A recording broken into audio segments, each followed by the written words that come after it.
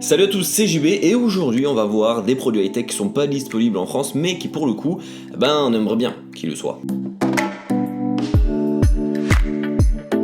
J'étais il y a quelques jours à Barcelone au Mobile World Congress et j'ai découvert pas mal de petits téléphones qui pour le coup ont été annoncés en sortie mondiale mais dont la France est un pays qui ne fera pas partie de la liste des pays dans lesquels sortira le téléphone. Du coup je me suis dit pourquoi ne pas faire une vidéo pour vous présenter ces fameux petits produits, ces fameux smartphones, d'autres produits high-tech également qui sont pour le coup disponibles dans d'autres pays mais pas en France. On va voir ça. Le premier produit c'est je pense le smartphone qui aujourd'hui fait rêver tout le monde, c'est le smartphone de chez Vivo qui s'appelle le Apex Full View. Qu'est-ce que c'est et quelle est sa fameuse particularité qui fait que tout le monde le veut et qu'on rêve de l'avoir? C'est tout simplement que ce téléphone est simplement un écran. Un écran qui prend 98% de la surface de la façade avant. Autant vous dire que c'est énorme. À titre d'exemple et de comparaison, l'iPhone 10 a 82% de ratio, c'est-à-dire la différence qu'il y a entre l'écran et toutes les bordures. Ici on est sur 98%.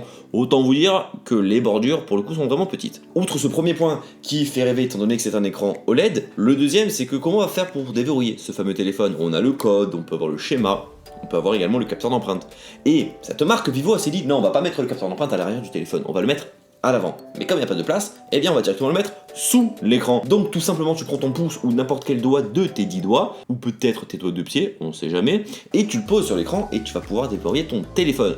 Ça fait rêver. J'ai essayé de le voir ce fameux téléphone au CES ou au MWC mais malheureusement je l'ai pas trouvé, donc tant pis j'ai pas pu tester. Par contre le dicton dit quoi? Jamais 203, donc l'écran, le capteur d'empreinte, le troisième c'est quoi? C'est la caméra. Où va se situer une caméra? Puisqu'il n'y a pas de place à l'avant, et bien directement cette caméra est rétractable. Ça fait rêver, on va pas se le cacher. Aujourd'hui, il n'y a pas de date de sortie de ce produit, ça reste un concept, mais un concept qui marche, donc c'est un produit qui peut sortir et qui doit sortir à mon avis, parce que ça pourrait faire très très mal à la concurrence. Les deuxièmes produits, parce qu'on va parler aujourd'hui des produits de chez Google, le Pixel 2, le Google Home Max et les Google Buds. Qu'est-ce que c'est?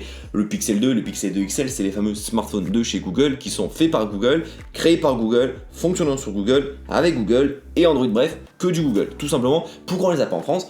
Je ne sais pas. Personne ne sait pourquoi on les a pas en France. J'avais testé à l'époque, quoi donc, le Pixel, premier du nom de chez Google, qui était un excellent smartphone.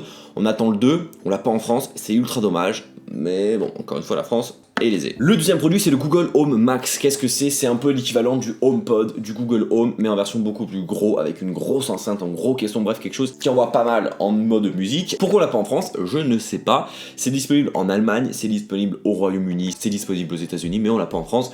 Bon, on a Google Home, on a Google Home Mini, mais on n'a pas le Home Max. Peut-être que ça viendra un jour. Et enfin, le dernier produit de chez Google, c'est les Google Buds. Qu'est-ce que c'est? Ce sont des petits écouteurs que tu mets dans tes oreilles, qui pour le coup te traduisent instantanément ce qu'une personne en face de toi va te dire.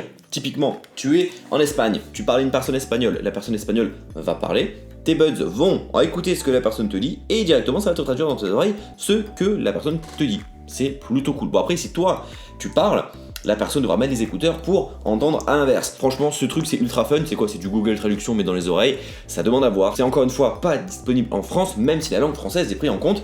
Je ne sais pas, c'est dommage parce que ce produit, je pense que ça pourrait révolutionner le fait de ne plus aller en cours. Autre produit qui a été pour le coup annoncé au Mobile World Congress que j'ai pu voir mais dont je n'ai pas pris de plan vidéo étant donné que je n'avais pas ma caméra sur moi, c'est le Huawei MateBook X Pro. Hyper compliqué à lire et ça ressemble beaucoup à quoi?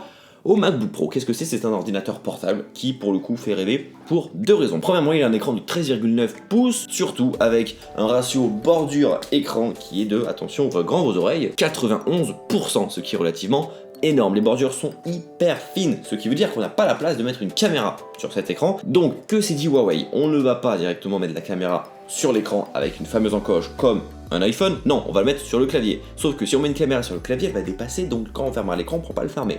Qu'est-ce qu'ils ont fait? Ils ont trouvé un système hyper ingénieux d'appuyer sur une touche du clavier et boum, il y a un pop-up qui fait sortir la caméra. C'est ultra fun, il y a un méga grand angle. Après j'ai pu le tester ce fameux produit au Mobile World Congress. Malheureusement c'est un peu compliqué parce que directement, tu regardes plus haut que l'écran. C'est comme si moi je vous regardais ici. Pour le coup ça fait un peu bizarre alors que de base, quand tu es sur un écran, tu regardes un tout petit peu plus bas. C'est pas hyper dérangeant. Là, pour le coup, c'est un peu déroutant, mais je trouve le concept hyper fun. Encore une fois, ça n'a pas été annoncé pour une sortie française. Des rumeurs diraient que ça pourrait sortir en France au premier ou au deuxième trimestre 2018.